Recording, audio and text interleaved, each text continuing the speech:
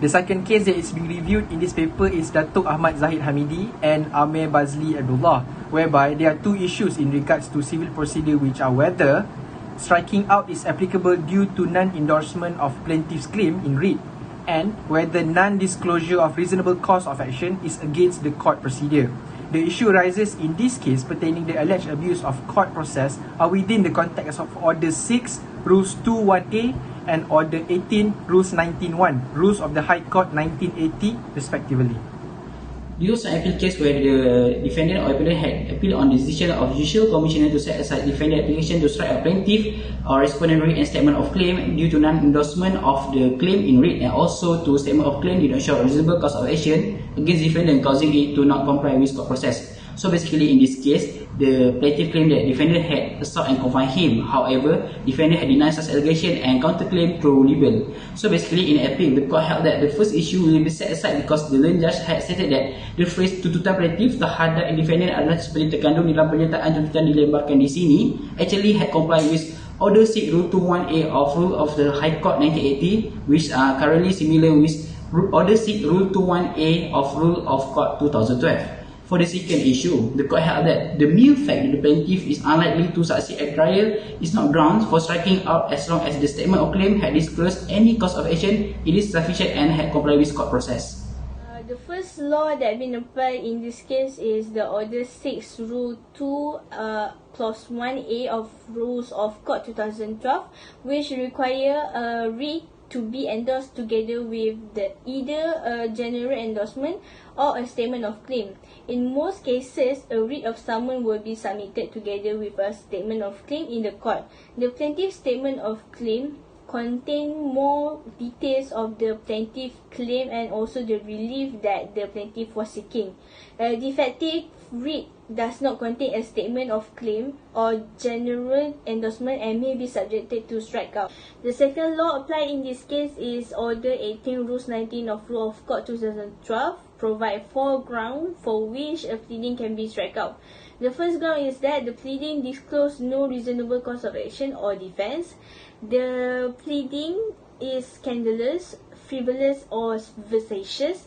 The pleading is prejudice, embarrass or delay the fair trial for the action. And lastly, it is otherwise an abuse of process of the court.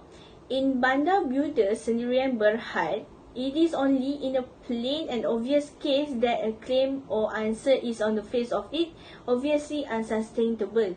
However, it cannot be said that Order 18 Rules 19 Clause 1 can only be struck out in plain or and in obvious cases.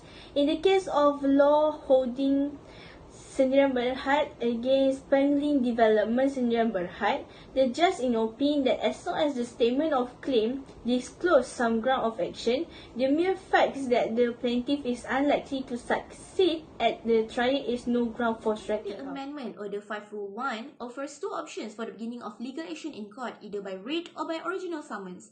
The order also says that with the exception of the actions described in Appendix 6 relating to the winding up of the corporations and capital reductions under the Act, proceedings under the Act shall be begun by issuing summons.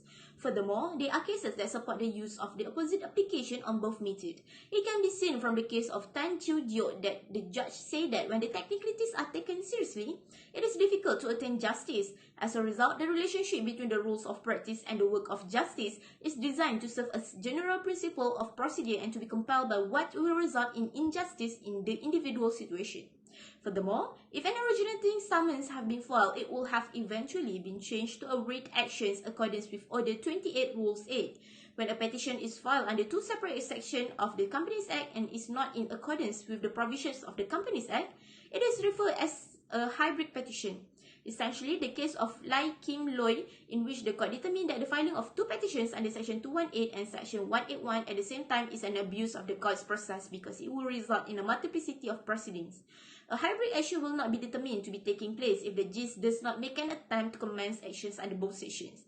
This can be evident when the action is focused on Section 181 and the other section, such as one seeking relief, are solely used as countermeasure.